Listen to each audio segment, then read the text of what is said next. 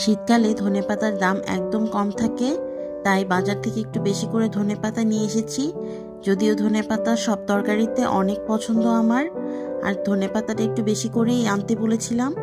ধনেপাতা বেছে সংরক্ষণ করব ডিপ ফ্রিজে অথবা নর্মাল ফ্রিজে। ডিপ ফ্রিজে রাখলে অনেক দিন রাখা যায়, আর নর্মাল ফ্রিজে রাখলে খুব বেশি দিন রাখা যায় না, 4 থেকে 5 দিন রাখা যায় সর্বোচ্চ। তাই একটু বেছে সময় নিয়ে এই ধনেপাতাগুলো আমি রেখে দিব ফ্রিজে। তাই বেছে বেছে রেখে দিচ্ছি। আমার এতগুলো বাছা হয়েছে, আরও অনেকগুলো ধনেপাতা রয়ে গিয়েছে, এগুলো বেছে নিচ্ছি। সব ধনেপাতা বাছার পরে এতগুলো হয়েছে, আমি প্রায় অর্ধেকের বেশি অংশ রেখে দিব ভর্তা করার জন্য। আর বাকিগুলো দুভাগে ভাগ করে আজকে তরকারিতে দিব আর কালকে ব্যবহার করব। এভাবে আমি অনেক দিন ফ্রিজে রেখে ধনেপাতা সংরক্ষণ করি। তোমরা কিভাবে সংরক্ষণ করো কমেন্টস বক্সে জানিয়ে দিও কেমন।